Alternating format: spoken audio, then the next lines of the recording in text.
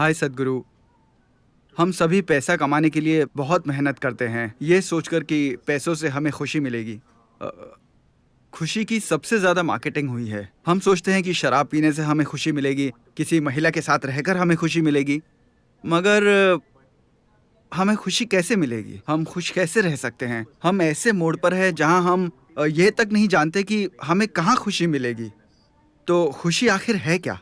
एक खुश इंसान कैसा लगता है और क्या करता है? ये मत कहिए कि खुशी के लिए अंदर देखो, ये जवाब मेरे लिए काम नहीं करता। मुझे सच बताइए। नमस्कारम विजय। और आप एक पहाड़ हैं, किसी पहाड़ को खुश कैसे करें? तो एक खुश इंसान कैसा दिखता है? मैं आपको कैसा दिखता हूं? अभी हम खुशी के बारे में ऐसे सोच रहे हैं मानो वो कोई वस्तु हो या किसी तरह की उपलब्धि हो। नहीं, जब आपका जीवन सहजता में आ जाता है, जब आप सहज हो जाते हैं, तो खुशी उसका एक कुदरती नतीजा है।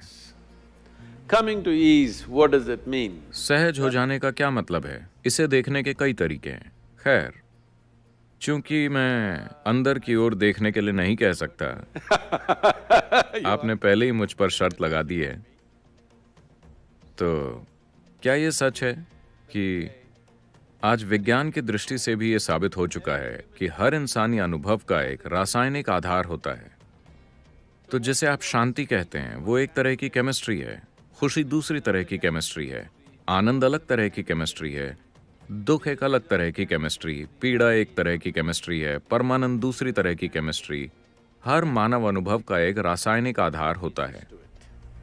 Or in other words, you are a very complex chemical soup. या दूसरे शब्दों में, आप एक बहुत जटिल रासायनिक सूप हैं। सवाल सिर्फ इतना है कि आप एक बढ़िया सूप हैं या एक खराब सूप। अगर आप एक बढ़िया सूप हैं, तो आपका स्वाद अच्छा है, किसी और के लिए नहीं, अपने लिए। जब आपका स्वाद अपने लिए बहुत अच्छा है, तो सिर्फ यहाँ बैठने पर आप अपने भीतर बहुत ही सुखद महसूस करते हैं, क्योंकि सूप बढ़िया है। फिर लोग कहते हैं कि आप खुश हैं। अगर आप बहुत अधिक सुखद हो जाते हैं, तो लोग कहेंगे कि आप आनंदित हैं। अगर आप उससे भी अधिक सुखद होते हैं, तो लोग कहते हैं कि आप परम आनंद में हैं। तो ज्यादातर लोगों के लिए बहुत सरल और समझने लायक भाषा में आपकी केमिस्ट्री को बदले जाने की जरूरत है। इसकी एक पूरी तकनीक है जिससे हम आपकी मनचाही केमिस्ट्री पैदा कर सकते हैं। अगर मैं आपको अपने भीतर एक आनंददायक केमिस्ट्री उत्पन्न करना सिखाऊं, तो आपकी केमिस्ट्री अपने आप में आनंददायक होगी और आप भी आनंदित होंगे। जब आप आनंदित होते हैं, तो आप खुशी की तलाश में नहीं रहते। यह सबसे बड़ी गलती है कि हम खुशी की तलाश में हैं। आपके जीवन को आनंद की एक अभिव्यक्ति बनना पड़ेगा। जब आपका जीवन आपके अनुभव की एक अभिव्यक्ति होती है, तो आप क्या करते हैं, क्या नहीं करते, इससे आपके जीवन की गुणवत्ता तय नहीं होती। आप अपने भीतर कैसे हैं, इससे आपके जीवन की गुणवत्ता तय होती है। माफ कीजिए, मैंने एक बार फिर भीतर शब्द का इस्तेमाल किया, मगर केमिस्ट्री भीतर नहीं है, यह अब भी आपके बाहर है। लेकिन अगर आप जानते हैं कि सही सूप कैसे बनाना है, तो आनंदित होना कोई समस्या नहीं है, यह उसका एक स्वाभाविक नतीजा है। So, we can teach you a technology. हम आपको एक तकनीक सिखा सकते हैं, एक तरीका सिखा सकते हैं, जिससे आप अपने भीतर सही तरह का सूप बनाना सीख जाएंगे।